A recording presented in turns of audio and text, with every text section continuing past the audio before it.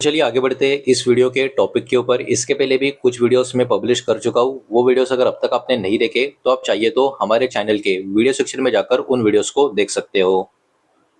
तो यहाँ पर हम डिस्कस करने वाले इस वीडियो से आइनॉक्स विंड लिमिटेड इस कंपनी के शेयर के बारे में, जिसका आज का प्राइस 89-90 रुपीज के आसपास का आपको नजर आएगा। 1% की गिरावट इस स्टॉक में आज के दिन हमको यहाँ पर देखने को मिल रही है। ओवरऑल इस स्टॉक का लॉन्ग टर्म का पैटर्न अगर हम देखने की कोशिश करें तो देखिए लॉन्ग टर्म के पैटर्न में वॉलेटिलिटी आपको देखने को मिलेगी 100 रुपए के ऊपर। ये वाला स्टॉक 2016 के आसपास था। 2020-21 के दरमियान एकदम पेनी कैटेगरी में ये स्टॉक चला गया था। उसके बाद इस वाले स्टॉक में 250 तक का भी स्विंग आ गया था और अभी वही स्टॉक 100 रुपए के नीचे हमको ट्रेड करता हुआ नजर आ रहा है। मतलब ये वाला स्टॉक लॉन्ग टर्म में अब तक जितना मोमेंटम दिखा चुका है, काफी ज्यादा वॉलेटिलिटी इस स्टॉक में अब तक हमको देखने को मिली है।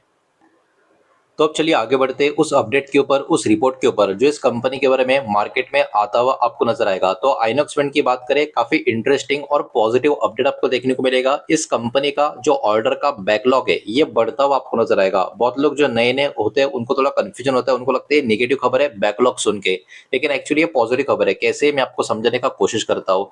तो आइनॉक्स विंड का जो टोटल ऑर्डर का बैकलॉग है वो अभी पहुंच चुका है 4.6 गीगावाट तक। ये अपने आप में काफी ह्यूज नंबर आपको देखने को मिलेगा। इसका मतलब क्या होता है? इसका मतलब कंपनी के पास अभी के टाइम बहुत सारे कंफर्म प्रोजेक्ट आपको देखने को मिलेंगे जिनको आने वाले सालों में ये कंपनी कंप्लीट करने का काम करेगी। तो आप समझ सकते हो कंपनी का ऑर्डर बुक काफी मजबूत है। कंपनी के पास जो काम है काफी ज्यादा मौजूद है अगले कुछ सालों के लिए।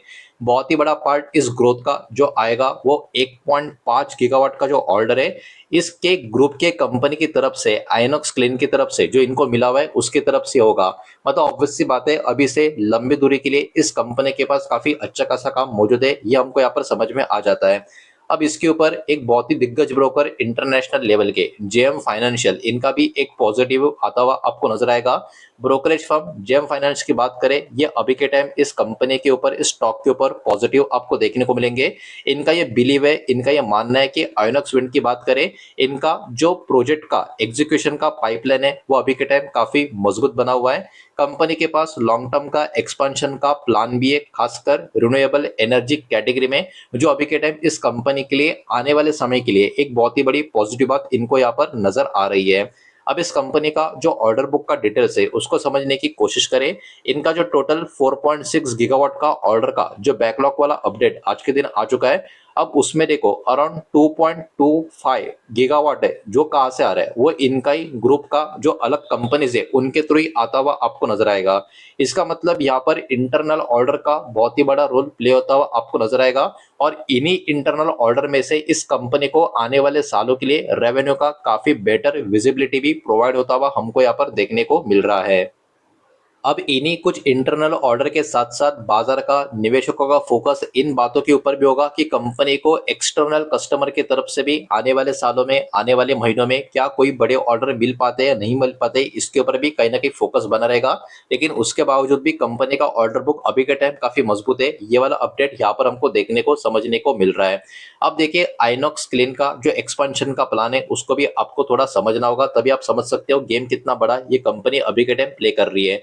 आइनॉक्स क्लीन की बात करें, अभी के टाइम ये लोग मैनेज करते हैं करंटली 3.5 गीगावाट का रिन्यूएबल एनर्जी का असेट, और कंपनी का एम या टारगेट आप बोल सकते हो इसको इंक्रीज करने का है फाइनेंशियल ईयर 2029 तक 14 गीगावाट, 14 गीगावाट तक।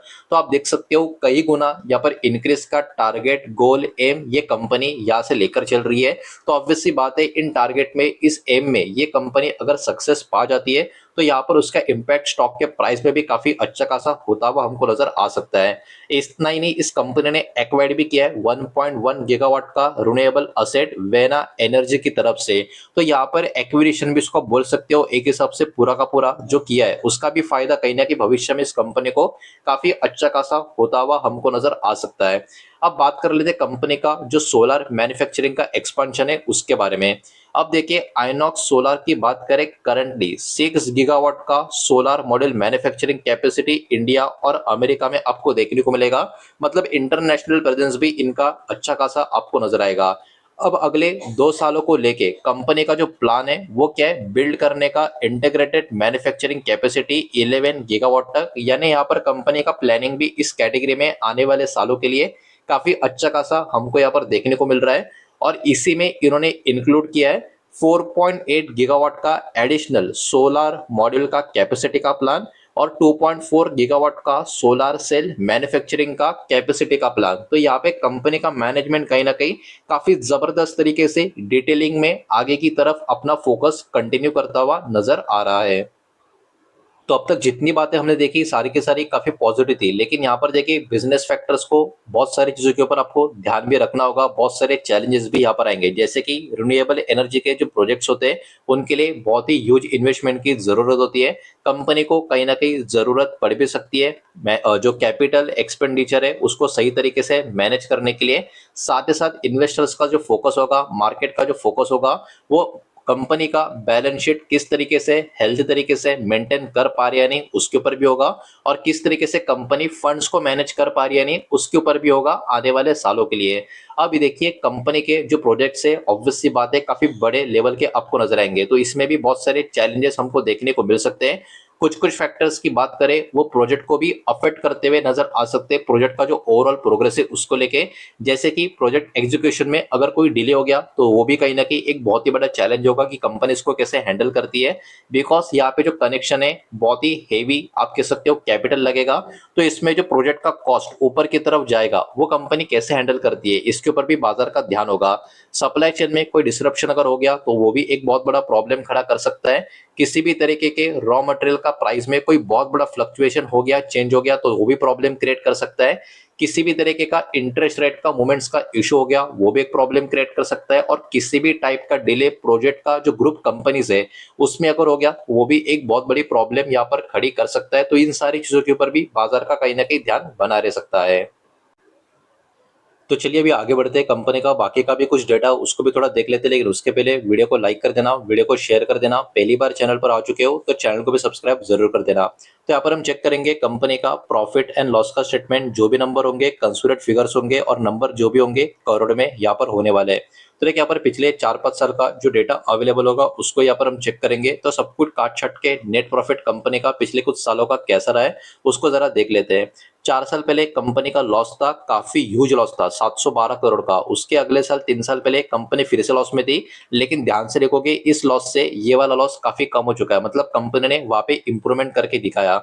और ऐसे लॉस कम होना वो भी एक सिग्नल होता है कि आने वाले सालों में कंपनी प्रॉफिट में आ सकती है। और कंपनी आई भी, उसके अगले साल कंपनी का प्रॉफिट हुआ सीधा 438 करोड़ का, और अभी कंपनी का प्रॉफिट स्टैंड कर रहा है 450 करोड़ के आसपास। मतलब ये कंपनी 4 साल पहले जो काफी बड़े लॉस में थी, अब यही कंपनी उस बड़े लॉस में से धीरे धीरे लॉस कम करके अभी के टाइम काफी बड़े प्रॉफिट में आते हुए हमको देखने को मिल रही है। तो ओवरऑल ये काफी बड़ा टर्न अराउंड इस कंपनी के बारे में अभी के टाइम हमको यहाँ पर नजर आ रहा है। बढ़ते आगे चेक कर लेते हैं इस कंपनी का शेयर होल्डिंग पैटर्न का डेटा। मार्च 2026 तक का पैटर्न यहाँ पर अवेलेबल है, उसको ही चेक करेंगे। प्रमोटर ने यहाँ पर अपना 10% का जो शेयर है वो प्लेज रखा है, मतलब गिरवी रखा है। इस बात को भी यहाँ पर आप ध्यान में रखें। इसका मतलब ऐसा होता है कि प्रमोटर ने अपने हर 100 शेयर्स के ऊपर 10 शेयर्स गिरवी रखे हैं। अब देखिए प्रमोटर की होल्डिंग की इसमें बात करें, प्रमोटर का होल्डिंग कितना है 44.83% का। कंपेयर टू प्रीवियस क्वार्टर कोई भी चेंज आपको नजर नहीं आएगा। एफएस की होल्डिंग को अगर आप देखोगे पिछले कुछ क्वार्टर से एफएस की होल्डिंग धीरे धीरे ऊपर की तरफ जा रही है। 14.60% की होल्डिंग एफएस की अभी के टाइम आपको नजर आएगी। डीएस की होल्डिंग की बात करें, डीएस की होल्डिंग भी धीरे धीरे ऊपर की तरफ जा रही है। 10.96% का स्टेक है जो पहले 10.37% का था। तो इस कंपनी के जो प्रमोटर्स है अपना कोई माल बेच भी नहीं रही है ना ही खरीद रहे, लेकिन एफएसडीएस दोनों पिछले कुछ क्वार्टर से अपनी होल्डिंग लगातार ऊपर की तरफ लेकर जा रहे हैं। मतलब पब्लिक कहीं ना कहीं अपना जो स्टेक है कम कर रही है। पब्लिक का स्टेक 32% के जो ऊपर था अब धीरे धीरे 30% के काफी नजदीक आ चुका है।